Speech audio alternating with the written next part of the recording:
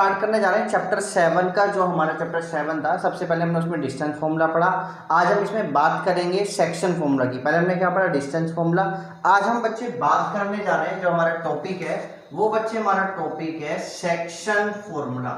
अब हम बात करेंगे कि सेक्शन फॉर्मूला क्या है क्या नहीं है। पहले समझा रहा हूं आपको कि सेक्शन फॉर्मूला क्या होता है। सेक्शन फॉर्मूला अगर आपको पता चल जाए क्या होता है क्या नहीं, तो फिर वो कैसे फाइंड हुआ फिर उसकी बात करेंगे, और क्या है फिर बात करें, ठीक है ना। तो पहले बताओ एक्चुअल में सेक्शन का मतलब कोई ऐसी चीज जो किसी चीज को डिवाइड कर रही हो। सेक्शन का मतलब होता है पार्ट करना, कि भाई एक ऐसी चीज जो किसको पार्ट कर रही हो। जैसे मैं बात करूं बच्चे, मैं सिंपल सी चीज में समझाना चाह रहा हूं। मेरे पास ये कोई पॉइंट है ए और मेरे पास ये कोई पॉइंट है बी। इसके कोऑर्डिनेट है बच्चे x1, y1। इसके कोऑर्डिनेट है बच्चे x2, y2। दैट्स क्लियर मेरे बच्चे। अब मैंने इन दोनों को क्या कर दिया? ज्वाइन कर दिया मैंने इन दोनों को ज्वाइन। अब इन दोनों को मैंने ज्वाइन कर दिया, तो सपोज करो अगर मैं बहुत बात बोलूं, एक ये पॉइंट ए है, एक ये पॉइंट बी है, एक तीसरा कोई पॉइंट आ गया, ये यहां पर आ गया तीसरा कोई पॉइंट बच्चे। मैंने कहा कि भाई यहां पर कोई तीसरा कोई पॉइंट आ गया सी, और जिसके कोऑर्डिनेट है x, y। That's clear. और वो इन दोनों इसको पॉइंट ए को, मतलब यहां से इसको जो ना किसी दो पार्ट में डिवाइड कर रहा है। सपोज करो वो मैंने पार्ट मान लिए m1 और m2 मान लिए। मतलब जैसे मैं बात करूं बच्चे, सिंपल सी बात कर रहा हूं, बड़े ध्यान से देखना, सिंपल सी लैंग्वेज में समझाना चाह रहा हूं। ये कोई मेरे पास मार्कर है, इस मार्कर को मैंने यहां से कट कर दिया, तो इसके दो पार्ट बन गए ना, एक इतना बड़ा पार्ट, एक इतना बड़ा पार्ट। तो बन गया नहीं बन गया? ये सपोज करो मैंने जो ना इसको बीच में से तोड़ दिया, ये टूट गया। जैसे टूटा तो कितना सा पार्ट बना और कितना बड़ा पार्ट, तो यहां से डिवाइड हुआ ना, यहां पे किसी चीज ने डिवाइड करा होगा, वो मैंने क्या मान लिया? कोई पॉइंट, ठीक है ना। और कितने पार्ट्स में डिवाइड हुआ? ये वो m1 और m2 वो पार्ट से किन में डिवाइड किया। तो यही फाइंड करना, इसी चीज को हम बोलते हैं सेक्शन फॉर्मूला। अभी क्या होता है, कैसे निकलता है, इसकी अभी हम बात करेंगे, ठीक है। तो सेक्शन का मतलब जो कोई किसी चीज का पार्ट कर रहा होता है, उसका मतलब होता है सेक्शन, ठीक है। अब हम बात करते हैं कि भाई हम सेक्शन कैसे निकालते हैं, कैसे नहीं निकालते बच्चे, उसकी अब हम बात कर रहे हैं। और क्या होता है सेक्शन फॉर्मूला, वो अब हम चीज देखने जा रहे हैं, ठीक है। अब मैं इसको ड्रॉ कर रहा हूं, आप समझना एक्चुअल में सेक्शन फॉर्मूला क्या है और क्या नहीं। चलिए बच्चे, मैंने कहा मेरे पास ये कोई एक कार्टेशियन प्लेन है। इस कार्टेशियन प्लेन के अंदर बच्चे मैंने दो पॉइंट्स माने, एक पॉइंट ये रहा मेरे पास और एक पॉइंट ये रहा मेरे पास, ठीक है। और इस पॉइंट्स के जो कोऑर्डिनेट हैं, ये हमारे पास कोई दो पॉइंट्स है, ये रहे बच्चे, ये रहे हमारे पास। इस पॉइंट के कोऑर्डिनेट्स हैं बच्चे x1, y1, और इस पॉइंट के कोऑर्डिनेट हैं x2, y2। That's clear. चलिए, अब यहां से मैंने इसको मिलाया, यहां से इसको मिलाया, तो इसका मतलब क्या है? इतने डिस्टेंस क्या है? x1। यहां से यहां तक इतने डिस्टेंस क्या है बच्चे? x2 है। ये यहां तक के जो डिस्टेंस है, ठीक है। अब हम बात कर रहे हैं, अब ये डिस्टेंस क्या है? y1। इतने डिस्टेंस यहां से इस पॉइंट तक, और ये पूरी डिस्टेंस क्या है बच्चे? y2, है ना। चलिए, अब समझना बच्चे बड़े ध्यान से, बहुत ध्यान से समझना। अब मेरे पास कोई तीसरा एक पॉइंट आ गया, और वो पॉइंट है पूरा ये रहा यहाँ पर। ये पॉइंट मैंने, ये पॉइंट आपने क्या लिया था? A, ये पॉइंट आपने क्या लिया था? B, और ये पॉइंट आपने क्या ले लिया? C, और इसके कोऑर्डिनेट्स आपने ले लिए x, y। ले लिए ना, इसके कोऑर्डिनेट्स आपने क्या ले लिए? x, y। तो what is means of that? कि मतलब यहां से यहां तक की डिस्टेंस तो x है ना, और ये पूरी डिस्टेंस कितनी है? y है। ठीक है बच्चे, बात समझ में आ गई? ये पूरी डिस्टेंस क्या है? y है। चलिए, अब ये इसको किसी रेशियो, कौन सा रेशियो वो मैंने मान लिया? वो रेशियो मैंने मान लिया m1 और m2 में डिवाइड कर रहा है। ये पॉइंट इस सेगमेंट को, ये एक सेगमेंट ही तो है। सेगमेंट क्या होता है? दो पॉइंट्स के बीच की डिस्टेंस को सेगमेंट बोलते हैं। समझ में आ गई? जैसे मैं बोलूं, ये क्या है? एक रे है, रे, इसका एक रे का एक स्टार्टिंग पॉइंट होता है, एंड पॉइंट कोई नहीं होता, ये रे है। दो सेगमेंट क्या होता है? दो पॉइंट्स के बीच की डिस्टेंस को, जिसका स्टार्टिंग पॉइंट भी पता हो या एंड पॉइंट भी पता हो, ये एक सेगमेंट है। तो ये पॉइंट इस सेगमेंट को डिवाइड कर रहा है ना, डिवाइड कर रहा है किसी रेशियो में, किसी पार्ट में। रेशियो का मतलब किसी पार्ट में, और वो पार्ट क्या है? m1 और m2 में डिवाइड कर रहा है। इतनी सी बात समझ में आ गई। अब आगे बात करते हैं, बड़े ध्यान से देखना बच्चे, कि भाई ये इसको m1 और m2 में डिवाइड कर रहा है। अब समझना भी बड़े ध्यान से, मैंने क्या किया, मैंने इसको यहां से मिलाया, तो जितनी डिस्टेंस ये उतनी डिस्टेंस ये कितनी होगी, ये यहां से यहां तक कितनी है x, ये कितनी है x1, तो ये कितनी बच गई x minus x1। That's clear मेरे बच्चे, ये तो ये भी कितनी हो गई x माइनस x1। ठीक है जी, चलिए आगे बात करते हैं बच्चे, बड़े ध्यान से समझना, बहुत ध्यान से। अब हम बात कर रहे हैं, वो हमारे पास पॉइंट क्या था, सी था ना ये हमारे पास, तो ये सी मैं यहाँ लिख लेता हूँ, ये हमारे पास पॉइंट सी था। अब जरा इसको बताना ये कितनी है, ये कितनी, जरा ये बताना। यहां से ये डिस्टेंस कितनी है पूरी x2, और यहां तक की डिस्टेंस कितनी है x, तो ये कितनी बच गई x2 माइनस x, बची नहीं बची बच्चे। चलिए जी आगे बच्चे बात समझ में, आगे बात करते हैं, बड़े ध्यान से देखना बच्चे।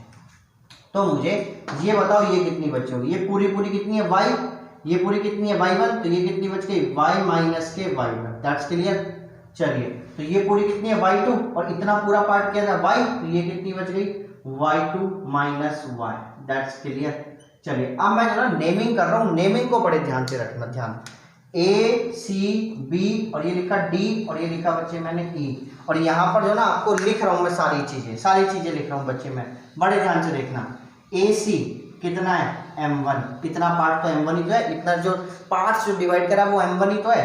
चलिए CB बताओ कितना है M2, AE बताओ जरा कितना है x माइनस के x1, ये ना AE x माइनस के x1। चलिए और CE बताइए, CE कितना है बच्चे y माइनस के y1, ये ना CE y माइनस के y1। CD बताइए जरा कितना है x2 माइनस x, देख लो निकाल, मैं यहाँ लिख भी रहा हूँ और आप देखते भी रहना कि हाँ एक्चुअल में अगर आपको लग रहा है तो मैं वीडियो पॉज करके आप देख के चेक कर सकते हैं कि भाई है या नहीं है। तो CD मतलब निकालनी है आपको CD, तो यहां से यहां तक आपके पास ये है ना, यहां से अगर हम बात करें तो यहां से CD निकालनी है, तो यहां से यहां तक की डिस्टेंस कितनी है x2, और यहां से यहां तक की डिस्टेंस कितनी है x, तो ये कितनी बचेगी x2 माइनस x। अच्छा जी आगे बात करते हैं, BD बताइए जरा कितनी है मुझे y2 minus y। That's clear मेरे बच्चे, ये सब चीजें मेरे पास आ गई। अब जरा एक बात बताइए, क्या AEC एंड CDB आर क्या टू ट्राइंगल्स है या नहीं है, मेरे को ये बताइए। दो ट्राइंगल्स है नहीं है, AEC और CDB दो ट्राइंगल्स हैं या नहीं है, दो ट्राइंगल्स। अब समझना बच्चे बड़े ध्यान से, जो चीज मैं बताने जा रहा हूँ वो थोड़ी सी चैप्टर 6 की बात है ना, तो उसको थोड़ा सा भी आपको ऐसे याद रखना पड़ेगा। जो ट्राइंगल AEC होगा ना वो सिमिलर होगा ट्राइंगल CDB के, क्या होगा सिमिलर होगा। अभी सिमिलरिटी जो है ना वो हम चैप्टर 6 में पढ़ के आए होंगे आप, ये चैप्टर 6 में पढ़ेंगे हम उस चीज को, ठीक है ना।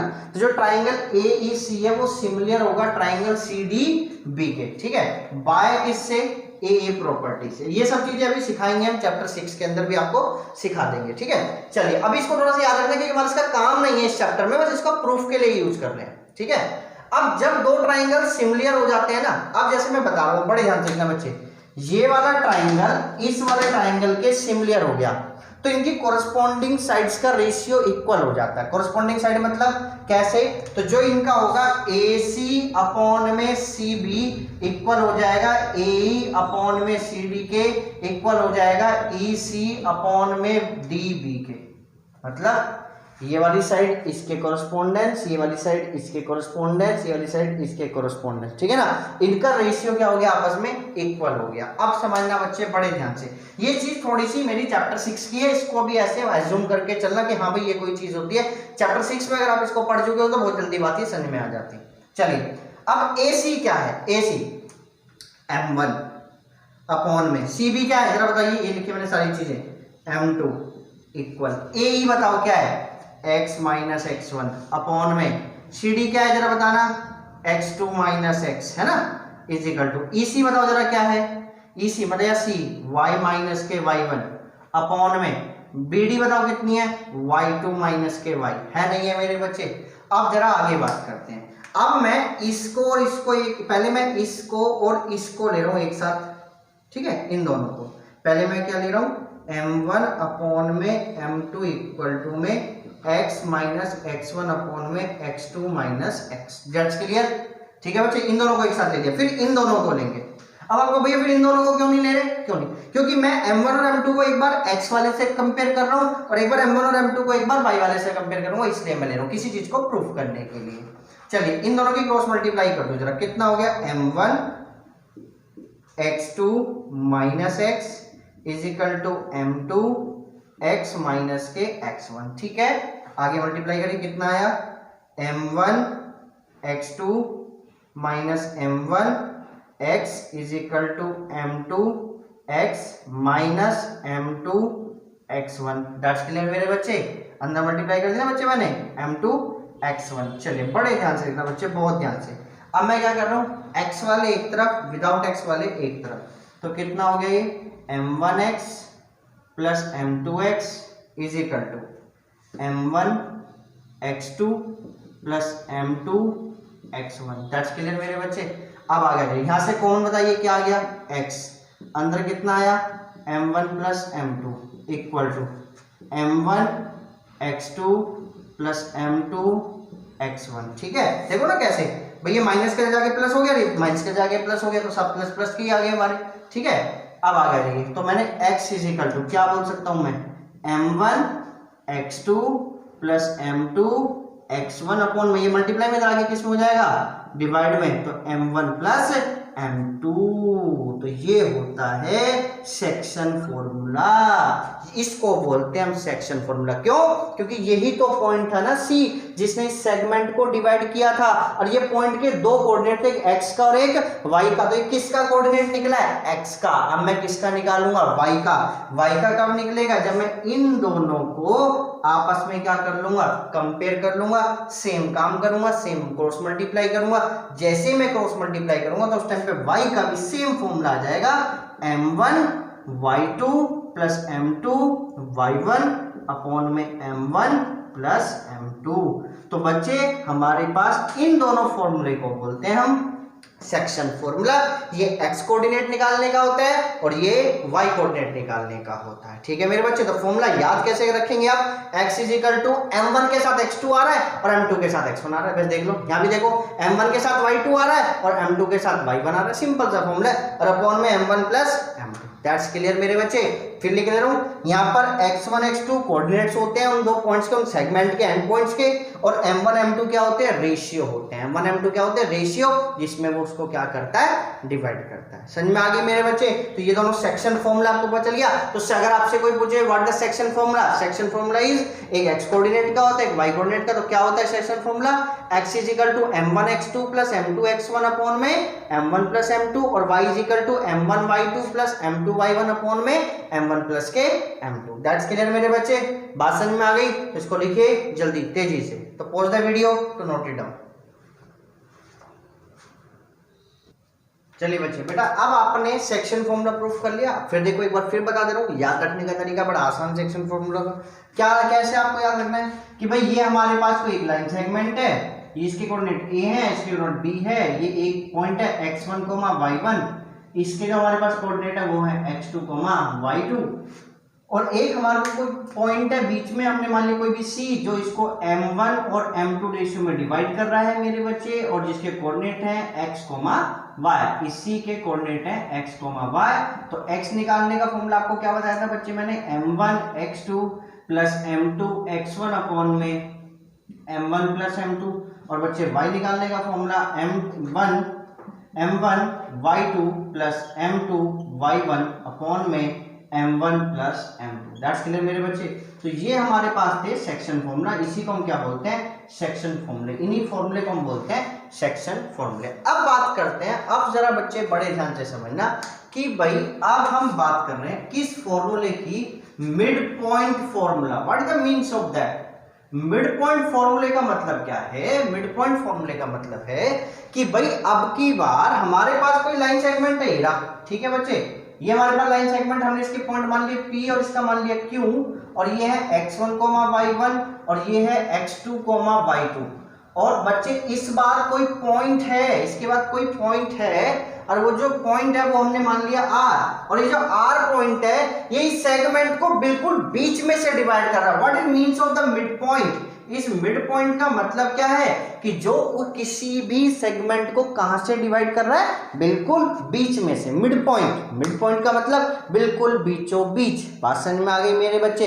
अगर बिल्कुल बीचों बीच होगा तो जितना m1 होगा उतना ही क्या होगा, m2 होगा। बात सिंपल से लिख रहा हूं कि जितना m1 होगा और जितना m2 होगा, तो आप ये भी तो लिख सकते हो कि m1 इक्वल टू m2 क्या होगा। m1 इक्वल टू m2 मतलब जितना m1 पार्ट उतना m2 पार्ट, मतलब दोनों इक्वल। That's clear. और सपोज करो मैं इसको पता किसके इक्वल मान रहा हूँ, 1 1 के, 2 2 के, 3 3 के, मतलब दोनों इक्वल। तो बच्चे ये मान लिए दोनों पार्ट कितने मान लिए, 1 1 मान लिए, m1 और m2 मान लिया नहीं, इक्वल पार्ट है दोनों। तो क्या फॉर्मूला बनता है, और इस r के कोऑर्डिनेट्स क्या माने आपने, x, y। तो अगर आप सेक्शन फॉर्मूला जाओ तो क्या होता है formula, m1 x2 plus m2 x1 upon में m1 प्लस m2 ना, ये तो होता है मेरे बच्चे। अच्छा अब आपके पास m1 भी कितना है, 1 है, और x2 प्लस m1 और m2 भी कितना है, 1 है नहीं 1, और ये कितना हो गया x1 अपॉन में m1 भी कितना आपके पास 1, तो 1 प्लस 1 कितना हुआ 2। तो x इजिकल टू क्या फॉर्मूला आ गया, x2 प्लस x1 अपॉन में 2 ना, या फिर इसको ये भी तो कह सकते हो simple, x1 plus x2 upon में 2। तो मिड पॉइंट निकालने का फॉर्मूला क्या होता है, x1 प्लस x2 अपॉन में 2। बट ये किसके कोऑर्डिनेट है, x के, तो ऐसे y का क्या बनेगा, y का निकाल लेते हैं। y is equal to formula m1 y2 plus m2 y1 upon में m1 plus m2। That's clear मेरे बच्चे। तो y इज इक्वल टू, अगर हम बोले आपसे, तो m1 भी कितना आपने 1 मान रखा है, y2 प्लस ये भी आपने 1 मान रखा है, y1 अपॉन में 1 प्लस 1। तो y इज इक्वल टू कितना आपका, y2 प्लस y1 अपॉन में 2। और आप इसे सिंपल क्या लिख सकते हैं, y1 प्लस y2 अपॉन में 2।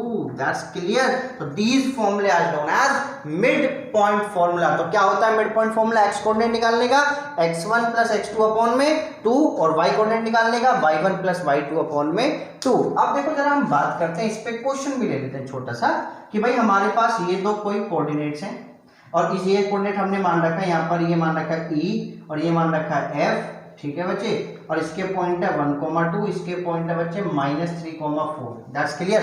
और इन दोनों इस लाइन सेगमेंट का मुझे मिड पॉइंट निकालना है। और सपोज करो वो मिड पॉइंट मैंने क्या मान लिया, P मान लिया है ना, मिड पॉइंट निकालना। तो मिड पॉइंट के कोऑर्डिनेट्स क्या मान लिया आपने, x, y।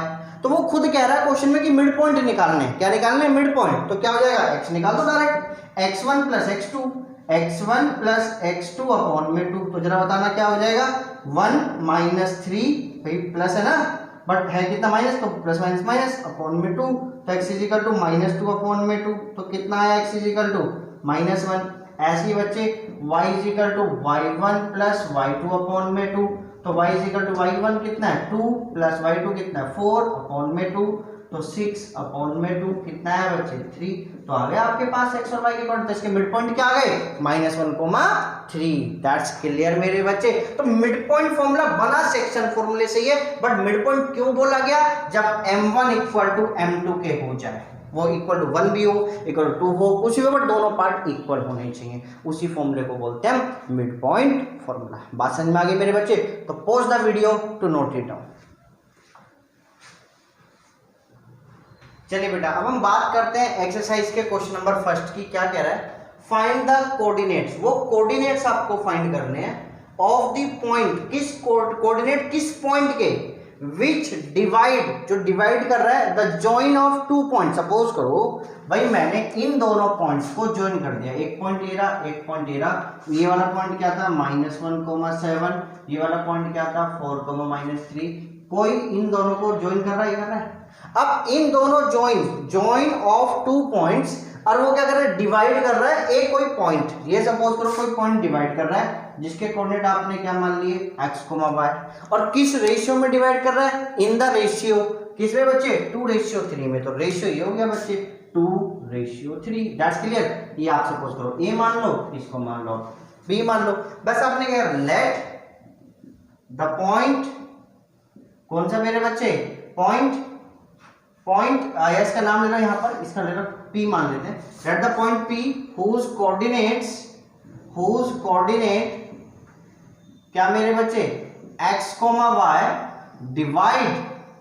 डिवाइड द किसको, divide divide the line segment, आप ये भी कह सकते, divide the line segment which join the point, join the point कौन कौन से, ज्वाइन द पॉइंट कौन कौन से, -1,7 एंड 4,-3। बस ये बात आपको, क्योंकि आपने पॉइंट लेट किया है मेरे बच्चे, इसलिए हमने, क्योंकि हमने कोई पॉइंट P माना तो है, तो वो हमने लेट की कंडीशन में डाल दिया।